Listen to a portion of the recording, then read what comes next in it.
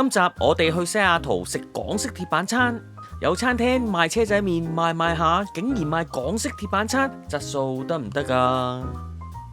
大家好啊，我係小黃，又要努力拍片賺點擊買大屋俾老婆啦。淺談懷舊港式鐵板餐嚟到第5集啦，唔知道大家仲記唔記得呢？之前曾經介紹過中環美食廣場被我封為最強鐵板餐珍姐餐廳，唔知道你去咗食未呢？仲未食啊？唔好意思啊，因為條片未出呢，佢已經結業啦。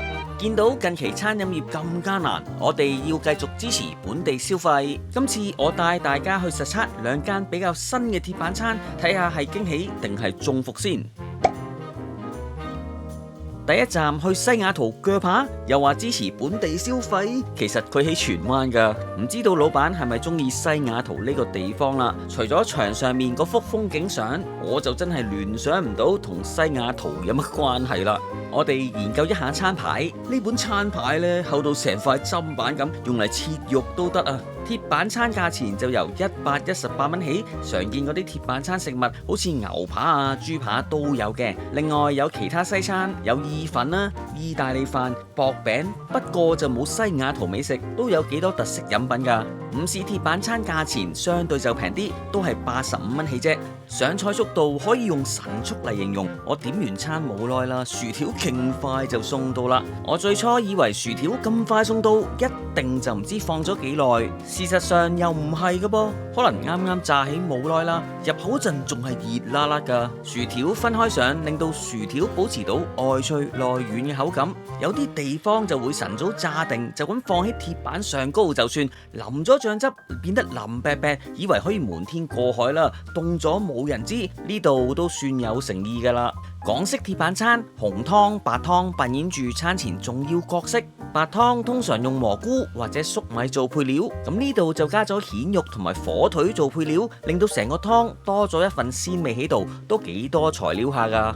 至於紅湯都係傳統嘅港式做法，當中有洋葱啦、西芹、紅蘿蔔、牛肉碎等材料。雖然肉味就淡啲，味道呢都酸甜開胃嘅，呢點正係我中意紅湯嘅原因。薯條、餐湯、餐包都未食完啦，鐵板餐已經送到啦！神級嘅速度真係神奇，頂級超卓，應該係我試過咁多間當中呢最快嘅一間，仲快過快餐店啊！簡直係鐵板界嘅澳牛。我要咗鐵板紐西蘭肉眼牛扒配牛舌配黑椒汁，未淋汁前見到鐵板開始冒煙，淋汁後唔使講啦，煙霧瀰漫出晒煙，呢啲先係鐵板餐嘅精髓啊！平時嗰啲黑椒汁呢係有好勁嘅黑椒辛辣味噶嘛，呢款黑椒汁可能喼汁嘅比例就多啲，酸味蓋過咗黑椒嘅辛辣，平衡翻黑椒嘅霸氣。當中有紅色一粒粒類似紅椒碎嘅物體，我都係中意傳統黑椒汁多啲。前排去日本食咗勁正嘅牛舌啊，翻到嚟又心痕痕想食牛舌，咬落去都爽彈嘅，但係表面呢就略為鞋口，仲有少少嘅異味添。我諗呢應該係來貨嗰陣前期去血水功夫做得唔夠有關啊。港式鐵板餐嘅牛扒呢都係開心食下就算噶啦，呢塊牛扒都幾大塊下噶噃，我要咗3成熟，加熱後應該去到5成熟噶啦。我老婆嗰把屠龍刀呢，輕輕一切就切開咗啦，心諗有冇咁滑啊？點解咁滑？呢啲就係港式鐵板餐嘅特色啦，要令到肉質鬆軟，多多少少都要落粉去醃嘅。呢塊牛扒就充滿港式牛扒風味，就係冇味啦。其實呢點都預咗嘅，牛扒真係好靠個醬汁帶翻個味出嚟，否則肉味真係好淡。老婆要咗雜扒餐，同樣係出晒煙嘅。雜扒餐就勝在多元化，貴多不貴精，大堆頭。每間餐廳嘅雜扒餐可能都會有啲分別嘅。沙爹汁通常就用喺串燒上高，用沙爹汁配搭鐵板餐呢，我都係第一次試啊！呢款沙爹汁食落鹹香之餘，係有好突出嘅椰奶味，當中有一粒粒花生碎，有花生嘅顆粒感，充滿住東南亞風味。用喺鐵板上高出嚟嘅效果有驚喜噃！腸仔通常就咁普通腸仔或者絲華力腸，呢條腸仔有紋身嘅噃，有啲坑紋喺度，唔知道咁樣會唔會入味啲呢？雖然就唔太覺，腸仔有脆口嘅口感，食落都係普通腸仔咁啦。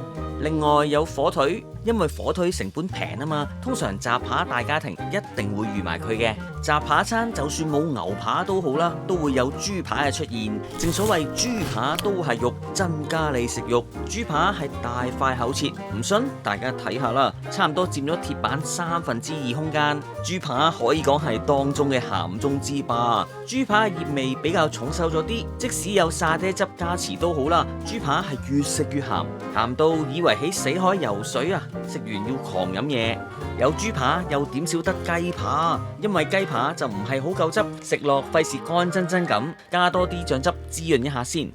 雞扒係煎到外脆，帶少少焦脆感，雞肉都嫩嘅，同沙爹汁當然係好夾啦，好似沙爹串燒嘅雞咁，所以雞扒係好過豬扒。鐵板餐有西蘭花、三色豆做配菜嘅。西蘭花煮得比較生啊，好似啱啱炆上嚟咁，即使經過鐵板加熱都好啦，都仲係好生啊。餐包本來應該一早食啊，但係冇諗過咁快上齊晒啊嘛，為咗唔想食物變凍，所以留翻最後先食。餐包本身好似都係凍嘅，都係一般嗰啲來貨餐包咁啦，起碼係用真牛油先，牛油預先變到溶溶地，方便去搽麵包。我哋做個總結啦，西雅圖屋嘅鐵板餐都幾多選擇下嘅，價錢同一般嗰啲鐵板餐差唔多。食物質素方面啦，我認為就中規中矩，醃味就有少少鹹。除咗鹹味之外，我認為雜扒餐係好過牛扒嘅，起碼有啲肉味先。而個沙爹汁係幾有驚喜。最後介紹前往方法，大家可以坐港鐵去到荃灣西站，然後由 D 出口離開，之後過對面馬路向左手邊方向行。去到呢個位置轉右，向右手邊方向行，之後呢就進入全新天地2商場，餐廳喺地下1門町裏面。下一站嚟到沙田新城市廣場，呢個商場都幾多嘢食下噶，雖然暫時就未有一間令我覺得好好食。永年士多呢間元朗起家嘅車仔麵店有多間嘅分店，今次嚟到沙田嘅香港永年唔係食車仔麵啊，唔知道係咪想賺多啲啊？開闢咗新戰線，踩入鐵板餐市場，究竟呢位鐵板餐新丁質素得唔得噶？等我去實測一下先。呢度嘅座位設計好得意噶，最外面嘅座位呢係對住玻璃食，因為外面係走廊，失驚無神呢會有人經過望住你食嘢，感覺就有啲奇怪。鐵板餐136蚊起，留意鐵板餐係冇餐包嘅，而且只能夠餐湯沙律2揀1，有湯冇沙律，有沙律冇湯，飲品仲要另外加錢添，除非你係叫2人餐啊，否則一個人食係幾肉赤下噶。2個人嚟食第2份半價，留意就唔係間間永年都有呢個鐵板餐供應嘅。人生交叉點要沙律餐湯2揀1，我最後就揀咗沙律。呢杯沙律應該係預先製作好，食落就感受到嗰種冰凍。雖然沙律細細杯咁，都幾多材料下噶，有大蝦、牛油果、番茄同埋菜。我幾欣賞佢係加咗牛油果，食落就冇一般沙律咁單調先。我要咗永年雜扒餐配黑椒汁，呢個鐵板餐有雞扒、豬扒、火腿扒、腸仔，仲有塊菠蘿添。淋上醬汁後，啲煙係慢慢咁樣飄出嚟，鐵板都夠熱嘅，都算合格。首先就試下塊豬扒先啦，豬扒同一般嗰啲大細差唔多，豬扒都做到香脆香口，肉質就唔算柴，只係肉汁唔多，建議淋多啲醬汁會比較容易入口。至於雞扒又點呢？雞扒嘅表面呢係煎到微微嘅焦脆，美極呢款醬油可以講係港式鐵板餐嘅靈魂，外國一定冇啊！對於提鮮提香發揮到好大嘅作用，但係呢塊雞扒美極嘅醃味重手咗啲，真係相當之鹹。